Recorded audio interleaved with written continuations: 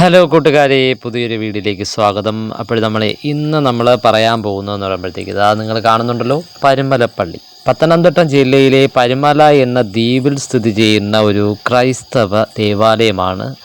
അതുകൂടാതെ തന്നെ പ്രമുഖ തീർത്ഥാടന കേന്ദ്രം കൂടിയാണ് കേട്ടോ saint Peter's and saint Paul's orthodox പള്ളി അഥവാ പരുമലപ്പള്ളി കേട്ടോ. ഭാരതത്തിലെ ക്രൈസ്തവ സഭകളിൽ നിന്നും ആദ്യം പരിശുദ്ധ സ്ഥാനം നേടിയ പരുമല തിരുമേനിയുടെ കബറിടം സ്ഥിതി ചെയ്യുന്ന ഈ ദേവാലയം തിരുവല്ലയിൽ നിന്നും 7 കിലോമീറ്ററും ചെങ്ങന്നൂരിൽ നിന്നും 10 കിലോമീറ്ററും പന്തളത്തു നിന്നും 25 കിലോമീറ്ററും അകലെയാണ്.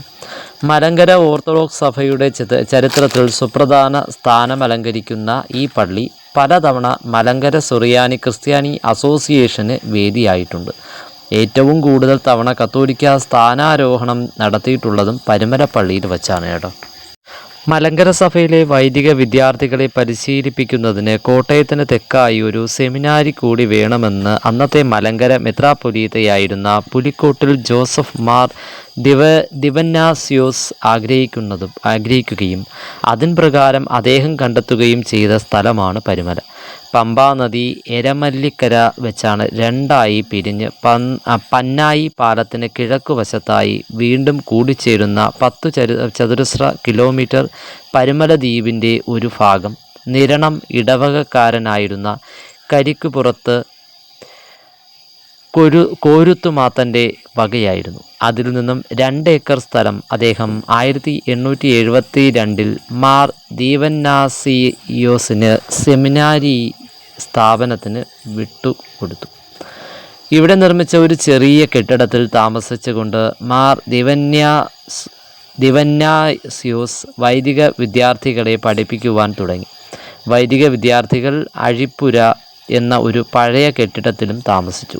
ഇതിനടുത്തായി കോരുത്തുമാത്തൻ സ്ഥാപിച്ച ഒരു ചെറിയ പള്ളിയും ഉണ്ടായിരുന്നു. എന്നാൽ പരുമലയിലെ പനയന്നാർ കാവിൻ്റെ തെക്കുഭാഗത്തായി പനകൂട്ടങ്ങൾ നിറഞ്ഞ ഈ പ്രദേശം അന്ന് ഭയപ്പെടുത്തുന്ന ഏകാന്തത നിറഞ്ഞതായിരുന്നു.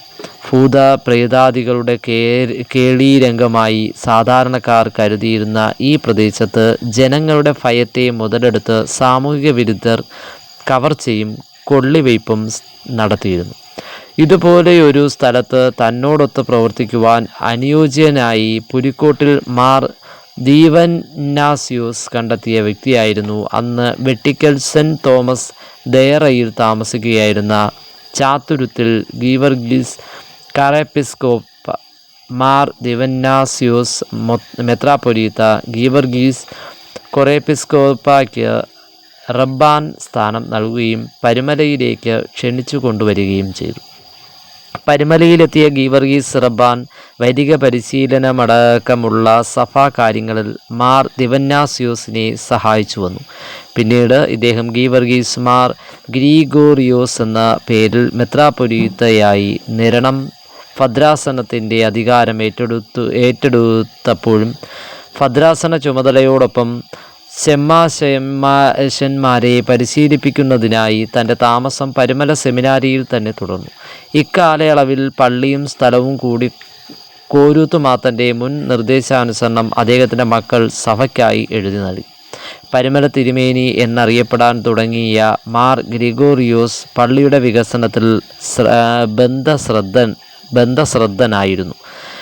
മുളയിലും പലകയിലും തീർത്ത പള്ളി പൊളിച്ച് മാറ്റി ദീർഘകാലത്തെ പ്രയത്നഫലമായി 3 ത്രോണോസുകളോട് കൂടിയ സാമാന്യം വലിയ പള്ളി സ്ഥാപിക്കുവാൻ അദ്ദേഹത്തിന് സാധിച്ചു. തൻ്റെ യെരുശലേം തീർത്ഥാടനത്തിന് തൊട്ടു മുൻപായി പുലിക്കോട്ടിൽ ജോസഫ് മാർ ദിവന്നാസ്യോസിനൊപ്പം 1895 ജനുവരി 27 ഈ ദേവാലയത്തിൻ്റെ കൂദാശ നടത്തിയതായി പരുമല തിരുമേനി തൻ്റെ ഊർഷേം യാത്രാ വിവരണത്തിൽ രേഖപ്പെടുത്തിയിട്ടുണ്ട് കേട്ടോ. എല്ലാ വർഷവും നവംബർ 1, 2 തീയതികളിലാണ് ഇവിടുത്തെ പെരുന്നാൾ. കൊടിയേറ്റ് നടക്കുന്ന ഒക്ടോബർ 26 മുതൽ നവംബർ 2 വരെ തീർത്ഥാടന വാരമായി ആചരിച്ചുകൊണ്ട് വിവിധ ആധ്യാത്മിക പരിപാടികൾ നടത്തപ്പെടുന്നുണ്ട്. അനേകം ഭക്തർ പദയാത്രയായി വന്ന് ഇവിടുത്തെ പെരുന്നാളിൽ പങ്കെടുക്കുന്നു എന്ന പ്രത്യേകതയുമുണ്ട്. മാവേലിക്കര, ചെങ്ങന്നൂർ, തിരുവല്ല താലൂക്കുകൾ പെരുന്നാൾ ദിവസം പൊതു അവധിയായി സർക്കാർ പ്രഖ്യാപിക്കാറുണ്ട്. പ്രധാന പെരുന്നാൾ ദിനമായ നവംബർ 2 എന്നത് ഞായറാഴ്ച ദിവസം വന്നാൽ ആ വർഷത്തെ പെരുന്നാൾ നവംബർ 2, 3 തീയതികളിലായിരിക്കും നടക്കുന്നത്. ഞായറാഴ്ച പ്രധാന പെരുന്നാൾ നടത്തിയാൽ ആ ദിവസം എല്ലാ പള്ളികളിലും വിശുദ്ധ കുർബാന ഉള്ളതിനാൽ തീർത്ഥാടകരും പുരോഹിതർക്കും പരിമല പെരുന്നാളിൽ സംബന്ധിക്കുവാൻ കഴിയാതെ വരുമെന്നതിനാലാണ് ഇത്തരത്തിലുള്ള ക്രമീകരണം. 2014 പെരുന്നാൾ അത്തരത്തിൽ മാറ്റം വരുത്തിയാണ് നടത്തിയത് കേട്ടോ. നമ്മുടെ പരിമല തിരുമേനിയെ അദ്ദേഹത്തിൻ്റെ കാലശേഷം പരിശുദ്ധനായി സഭ പ്രഖ്യാപിക്കുകയും പരിമല പള്ളി കേരളത്തിലെ പ്രമുഖ തീർത്ഥാടന കേന്ദ്രങ്ങളിലൊന്നാവുകയും ചെയ്തു കേട്ടോ.